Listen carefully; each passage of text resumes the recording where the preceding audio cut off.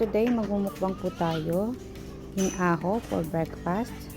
So usually ang breakfast sa US, pancake, sausage, egg, bacon, and fluffy French toast. Ayan, so pinasosyal yung toasted. Diba? Toasted bread lang po yun. Ang pagkakaiba lang po yun is bago po siya i-toast, i-dip muna siya sa egg. So, ayan. Kaya nyo po yun gawin. And kung ano-ano pang flavor, anik-anik ang nilagay. Kaya naging social, naging fluffy French toast. And of course, ang ating egg. Favorite po ng asawa ko, sunny side up. Ayan. Yung dilaw niya is hindi pa luto. So, anyway, ayan. Diba? Sobrang gutom ang lola niya. Ayan, pasosya-sosya. Pero nagkakamay po yan. Kompleto kubiertos. Pero pag sa bahay po, ay nagkakamay yan. So, ayan. Parang gutom na gutom. Pang napagod siya kagabi. Kasi breakfast yun guys eh. So, parang wala nang bukas. Parang may aagaw sa kanyang pagkain. Sobrang gutom na gutom. Laki ng mga subo. Ayan. Parang makakapasok ng kung ano-anong may ipapasok. Pagkain. So anyway, ayan. Actually, masarap po talaga yung food dyan sa aho. And hindi po mawawala ang ating coffee. Ayan. Then, ayan nga yung egg. O, diba? So, ayan. Actually, ano po yan, guys? Date namin kasama. So, wala pong kasama ang bata. Nasa school yung bata. Ayan. Kami muna yung dalawa. May time.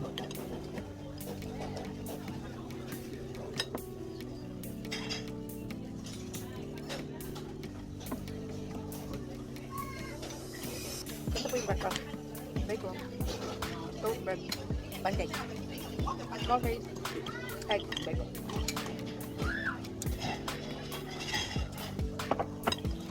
So, diba nahihirapan siyang gamitin yung tinidor at knife? Ganyan kasi kamay. Sanay naman siya sa pagkamay.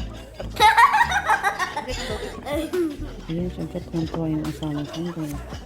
Kahit ko daw ay eat, diba? Parang wala ng bukas. Para may aaga sa pagkain. Kasi kailangan magmadali guys. Kasi nauna yung asawa ko mabilis din kumain.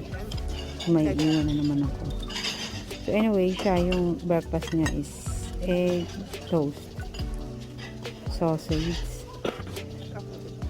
and coffee. Hindi po siya kumuha ng with bacon. Siya kumuha ng pancake. Hindi dahil sa nag-diet siya. Dahil ayaw niyang mabusog na siguro pag breakfast. Anyway, hindi po sila nag-breakfast. Kasi kumakain lang po siya ng tanghali at gabi. So, ayun, twice a day po siya kumakain. So, tayo, syempre, 3 times or 4 times a day. May mga snacks din. Which is, nag-i-snack naman kami ng gabi. So, 3 times din pala siya. So, ako, kompleto yan. Kompleto. Everyday. Hindi pwedeng malipasan. Depends na lang kung sobrang busy sa sa pag-YT, pag nag-live stream. So, limit ang breakfast. So, brunch na yun. Breakfast and brunch. Nagsama. And actually, yung time na yun guys is mga 10 or 11 na. So, brunch na actually yan. Hindi naman talaga nag-breakfast ng maaga. So, halos brunch na nga rin. So, yun. Pero pag nagigising ng maaga, ayun, nakakapag-breakfast naman. Depends kung gutom. Pero usually, late na talaga kumain.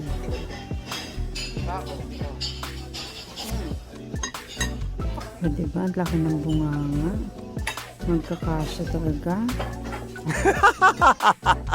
Ayan. Magkakasya talaga ang pagkain, guys. Kung ano-ano mo naisip nyo. Ayun, naubos ng lahat.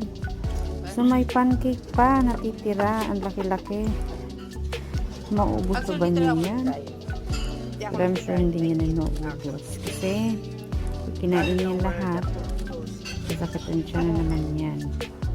So, anyway, wala akong diet. Hindi ako nag-diet, guys. Hindi lang talaga kaya ng tiyan ko kainin ng lahat ng naghatid ko na. Pero maraming na ipapasa. Papakain ko na sa asawa ko. Sa tiyan, no? Sa tiyan. So, pero hindi siya kayang pilitin kasi sasakit ang tiyan ko. Pag over kanin. Ang cool. Ako na. Over lang, Fred. Huwag lang. Over. So, ayan. Pero ang sarap niya, guys. Ang sarap talaga niya. Promise. Sa aho po, aho. Usually dyan yung breakfast na masarap. Yung asawa ko natatawa siya. Ang tuwa. The way I did. It is not because of that. Because of I'm showing how I eat, how my mouth big.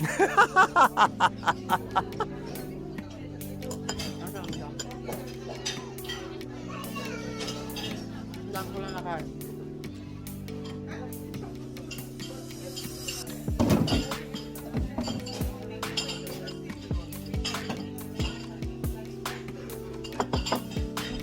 Tapos ng kape.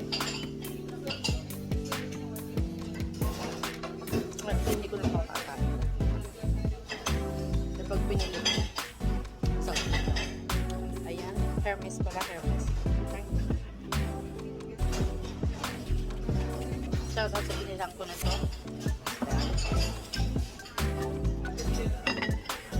Good. Thank you so much for watching. Kawai. Nagpapokbang. Thank you guys for always support.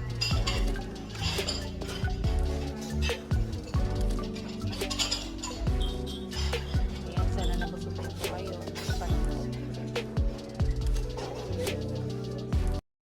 Thank you so much for watching. God bless you all.